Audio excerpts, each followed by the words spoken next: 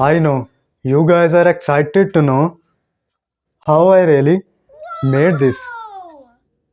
You can make this beautiful and antique looking lamp and smoker at your home just by using these empty color bottles. I know it sounds good, na? You can surprise your family members and relatives by making this beautiful craft at your home on the upcoming festivals like Diwali, Navratri and Christmas. So, sounds excited? So, let's craft with me now. So, first of all, take two empty bottles and clean them. Now make 1 centimeter hole into the bottle. Now buy a moldable clay from the nearest stationery.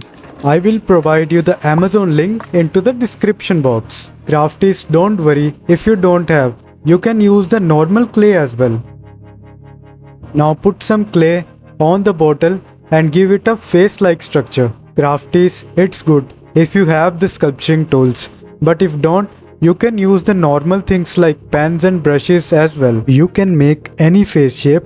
Just take the reference of the photo from the internet. For this one, I use this image as a reference. Guys, because it's a demon, we have to give it some horns.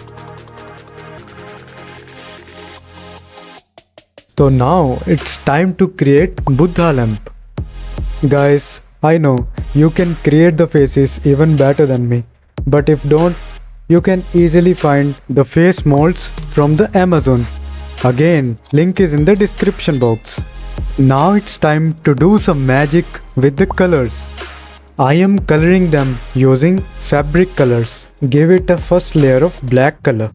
Before starting the colors, I was so confused with the color scheme. After scrolling a lot of websites on the internet, I found out this Kathakali demon makeup.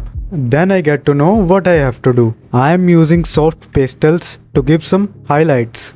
By using cotton, apply the golden color on the both pieces because we have to give them an antique look. Now make a thin bati with the cotton and cover them completely with the molding clay. Now make a clear passage for the oil.